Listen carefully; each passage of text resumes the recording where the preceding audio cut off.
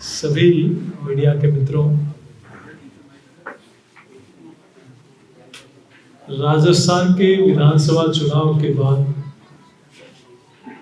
राजस्थान की देवतुल्य जनता ने मोदी जी की गारंटी पर विश्वास किया और भारतीय जनता पार्टी को अपना स्नेह, समर्थन और आशीर्वाद दिया। उसी की बदौलत आज राजस्थान में भारतीय जनता पार्टी की सरकार बनी और एक लंबे अरसे तक विद्यार्थी परिषद, युवा मोर्चा और फिर भारतीय जनता पार्टी में एक कार्यकर्ता के रूप में, एक पदाधिकारी के रूप में अनेक दायित्वों का निर्वहन करने वाले माननीय भजनलाल शर्मा जी राजस्थान के प्रधान सेवक के रूप में,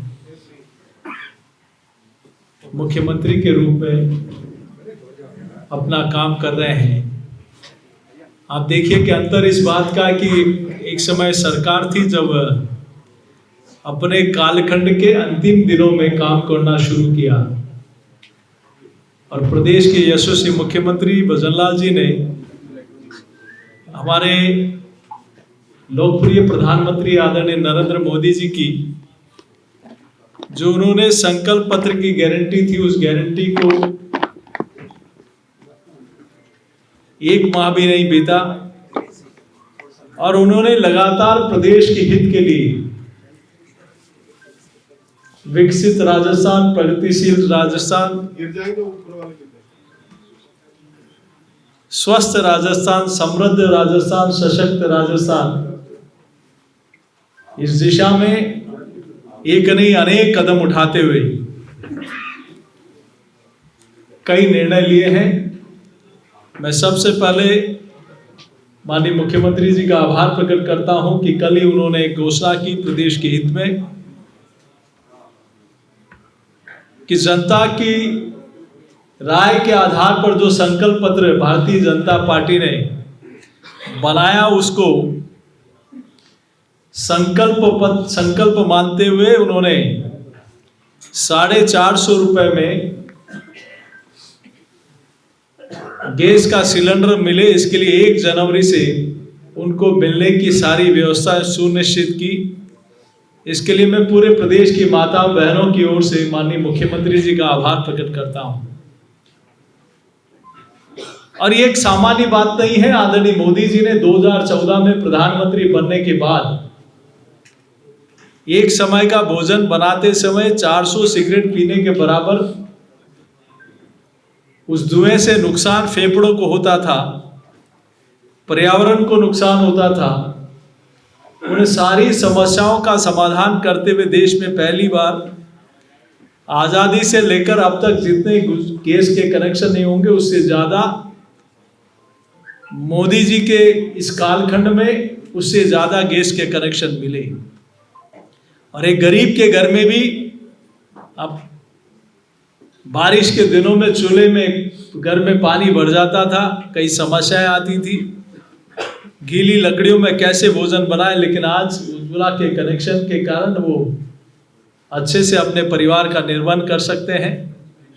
मैं राजस्थान की सरकार का और देश के यशस्वी प्रधानमंत्री आदरणीय मोदी जी और हमारे लोकप्रिय मुख्यमंत्री माननीय भजनलाल जी का आभार प्रकट करता हूं कि उन्होंने इस दिशा में कदम उठाया और इसके लिए 626 करोड़ रुपए का अतिरिक्त भार प्रतिवर्ष राजस्थान की सरकार पर आएगा।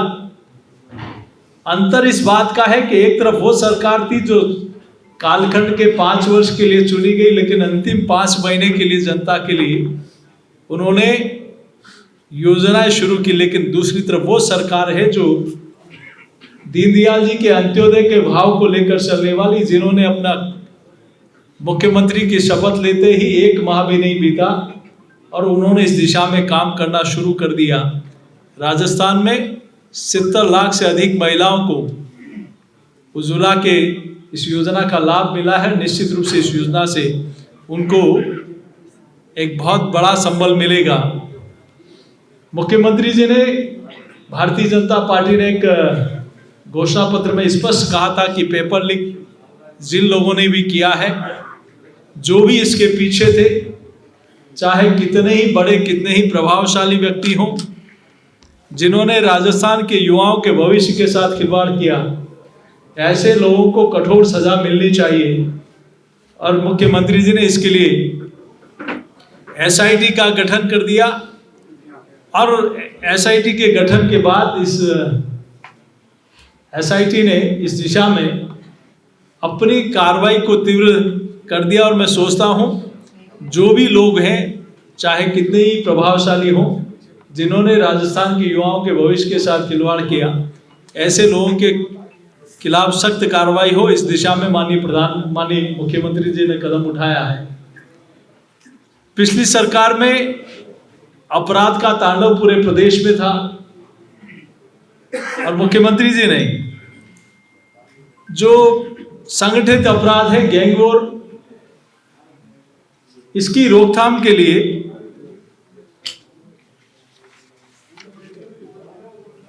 एंटी गैंगस्टर टास्क फोर्स बनाई और एक एडीजी दिनेश एमएन जी के नेतृत्व में इसका गठन करके इस प्रकार के अपराध और अपराधियों पर, क्योंकि पिछले 5 वर्ष में सत्ता के लोगों के संरक्षण के कारण राजस्थान में अपराध चरम पर पहुंच गया और उसकी कई घटनाएं राजस्थान की जनता ने देखी है। लेकिन अब ये टास्क फोर्स, चाहे अपराधी कोई हो, अपराधी के पीछे बड़ा किसी का भी हाथ हो, लेकिन ऐसे अपराधियों को ढूंढकर उनको सजा दिलाना, इसके लिए अपनी एक मंशा जाहिर कर दी और इस दिशा में इस टास्क फोर्स ने काम करना शुरू कर दिया। ये आरसीपी को लेकर सिर्फ वादे, नारे और घोषणाएं अभी तक राजस्थान की जनता ने देखी थी, लेकिन मोदी जी की सरकार में और यहाँ डबल इंजन की सरकार बनने के बाद कल दिल्ली में राजस्थान और मध्य प्रदेश के अधिकारियों की एक महत्वपूर्ण बैठक हो गई और ये एआरसीपी का जो लंबे समय से मामला था, जो 13 जिलों को इस दिशा में एक बहुत बड़ा संबल मिलेगा, इस दिशा में कल एक महत्वपूर्ण बैठक हो गई और जल्दी ही उस क्षेत्र के लोगों को एक संजीवनी मिलेगी, एक बहुत बड़ा काम होगा, ऐसा मैं सोचता हूं। इसके लिए मैं मुख्यमंत्री जी का और प्रधानमंत्री जी का, जिन्होंने इनिशिएटिव लेते हुए प्राथमिकता के आधार पर इस काम की आगे बढ़ाने का काम किया। विकसित भारत संकल्प यात्रा आदरणीय प्रधानमंत्री जी नरेंद्र मोदी जी के नेतृत्व में, वो काम जो देश कई वर्षों से इंतजार कर रहा था, आज़ादी के इतने वर्षों के बाद भी कई लोगों को रहने का पक्का मकान नहीं मिला, बैंक में खाता नहीं, उज्ज्वला का कनेक्शन नहीं, शौचालय नहीं, स्वास्थ्य की कोई गारंटी नहीं, ऐसे अनेक काम जिनकी तुलना देश की जनता 60 वर्ष बनाम 9.5 वर्ष करती है, उन 60 वर्षों भी ज़्यादा काम इन 9.5 वर्षों में हुआ। तो मोदी जी की गारंटी वाली गाड़ी पूरे देश भर में, ये विकसित भारत संकल्प यात्रा राजस्थान में भी एक रिकॉर्ड बना रही है, एक इतिहास बना रही है। मैं सोचता हूं संकल्प यात्रा के शिविरों में 1,03,000 से अधिक किसान क्रेडिट कार्ड का लाभ पहुंचाया गया और इन शिविरों के माध्यम से ये पहला राज्य होगा राजस्थान जहां इस संख्या तक पहुंचने का काम हुआ। पीएम उज्ज्वला योजना के पंजीकरण में भी राजस्थान अग्रणी राज्यों में है, प्रश्नोत्तरी प्रतियोगिता में भी राजस्थान अव्वल है, मेरी कहानी मेरी जुबानी में लाभार्थियों में भी राजस्थान अग्रणी राज्यों में है। और इसके माध्यम से जो स्वास्थ्य कैंप लगाए जा रहे हैं, उसमें भी बड़ी संख्या में लोगों का स्वास्थ्य परीक्षण भी हो रहा है। इन कैंपों में अब तक 15,93,000 लोगों की स्वास्थ्य की जांच हो चुकी है और इसमें भी प्रदेश में दूसरे स्थान पर राजस्थान आता है। इन स्वास्थ्य कैंपों में 8,54,000 से अधिक लोगों की टीबी की जांच हो चुकी है, जिसके लिए माननीय प्रधानमंत्री जी ने केयर टेकर भी पार्टी के कार्यकर्ता बन रहे हैं, जनप्रतिनिधि बन रहे हैं, उसको मासिक पैसा उनके खातों में जाए, मुफ्त में दवा मिले, उनका स्वास्थ्य का परीक्षण हो। ये पहली बार देश की जनता देख रही है। तो इस दिशा में भी बहुत बड़ी संख्या में पीएम सुरक्षा बीमा योजना में भी देश भर में अग्रणी राज्यों की गिनती में राजस्थान चौथे, इस दिशा में अच्छा काम हो रहा है। इन शिविरों में अब तक 40 लाख लोग हिस्सा ले चुके हैं। इन शिविरों में 6,90,000 आयुष्मान कार्ड जारी हो चुके हैं। और मैं सोचता हूं कि सरकार के गठन के बाद मुख्यमंत्री जी के नेतृत्व में 1 माह के भीतर अनेक फैसले जो वादे किए थे राजस्थान की जनता के साथ, उनको पूरा करने के लिए डबल इंजन की सरकार ने इस दिशा में कदम उठाए हैं। आज इसी संदर्भ में आप सब लोगों से बातचीत करनी थी। बहुत बहुत धन्यवाद। जी, मेरा सवाल ये है कि आज आपने चश्मा नहीं लगाया। आप तो पार्टी की सरकार बनी हुई काफी दिन हो गए, विपक्ष बार-बार ये मुद्दा उठा रहे कि अभी तक मंत्रिमंडल की गठन तक नहीं कर पाए, तो जनता को कहां से सहूलियत दे पाए? आज मैंने जो फैसले बताए हैं, एक वो सरकार थी जो 4.5 वर्ष कुर्सी पचाने और भ्रष्टाचार करने में लगी रही। दूसरी तरफ डबल इंजन की सरकार है जिन्होंने कुछ ही दिनों में जो संकल्प जनता के साथ किया था, जो वादे किए थे, उनको पूरा करने के लिए कई कदम उठाए और उस दिशा में बड़ा काम किया है। तो मैं सोचता हूं माननीय मुख्यमंत्री जी ने प्रदेश, जैसा मैंने कहा कि प्रगतिशील राजस्थान हो, इस दिशा में अनेक कदम उठाए हैं और जैसा आपने कहा है उस दिशा में जल्दी आपको सूचना मिलेगी। सर, कांग्रेस की एक रैली चल रही है नागपुर में, वहां रैली है, राहुल गांधी की भी यात्रा जो है शुरू होने वाली है। लोकसभा की तैयारी जो है कांग्रेस कह रही है। राहुल गांधी का स्टेटमेंट भी आया है कि पावर की लड़ाई नहीं है, आइडियोलॉजी की लड़ाई है देश में जो चल रही है। कैसे देखते हैं आप? राहुल गांधी जी पता नहीं कौन सी आइडियोलॉजी के, मेरे भी समझ में नहीं आया। लेकिन जिन लोगों ने इस देश को तोड़ा है, जिन लोगों ने प्रधानमंत्री की कुर्सी के लिए भारत माता के टुकड़े करा दिए, जिन लोगों ने धारा 370 जब हट रही थी तब किस प्रकार से विरोध देश और संसद के अंदर कर रहे थे, जिन लोगों ने देश में जब भी राष्ट्र हित में कोई निर्णय हुआ, चाहे 3 तलाक का हो, धारा 370 का हो, चाहे राम मंदिर का हो, जिन लोगों ने हमेशा विरोध किया, उनकी कौन सी विचारधारा है, उनको स्पष्ट रूप से देश के सामने रखना चाहिए।